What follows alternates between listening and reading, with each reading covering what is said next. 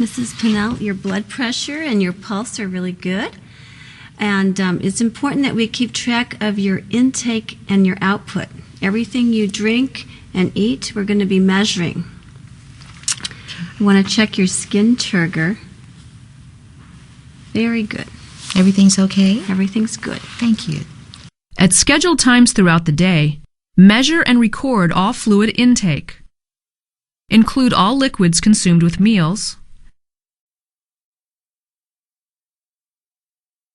noting at eye level the amount of fluid remaining in the container and subtracting it from the full serving. Remember to include the fluid in gelatin, custard, ice cream, popsicles, sherbet, and ice chips. Note that 100 milliliters of ice chips equals 50 milliliters of fluid.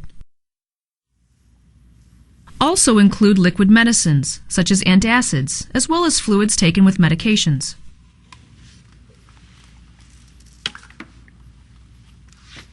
Thank you.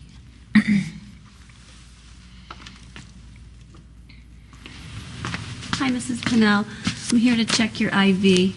If the patient is receiving parenteral fluids, blood components, total parenteral nutrition, or tube feedings, measure and record these amounts too.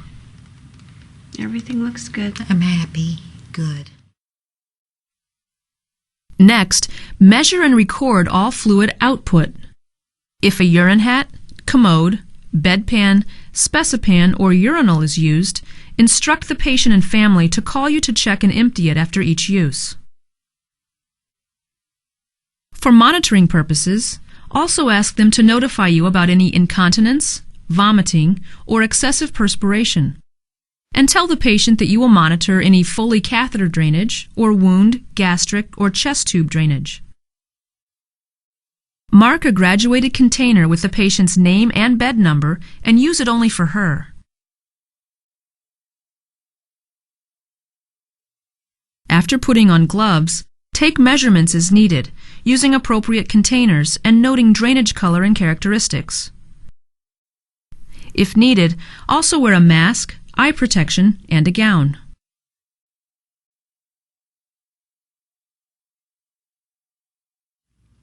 For a patient with a catheter, note the color and characteristics of the urine in the Foley tubing.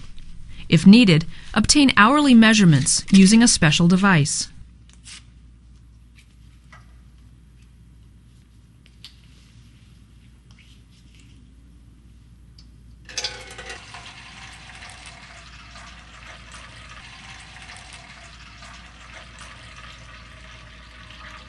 For a patient with a chest tube, measure its drainage by marking and recording the time on the collection chamber at specific intervals.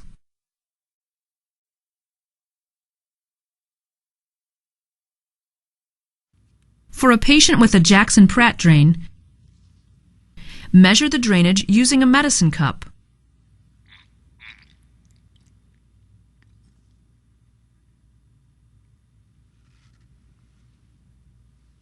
If she has a larger drainage pouch, use a 240 milliliter graduated cup.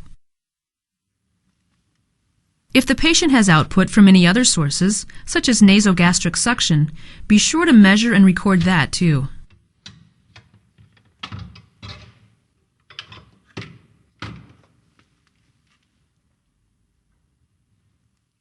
As part of your follow-up care, total the I and O at the end of each shift and once every 24 hours to detect any imbalance.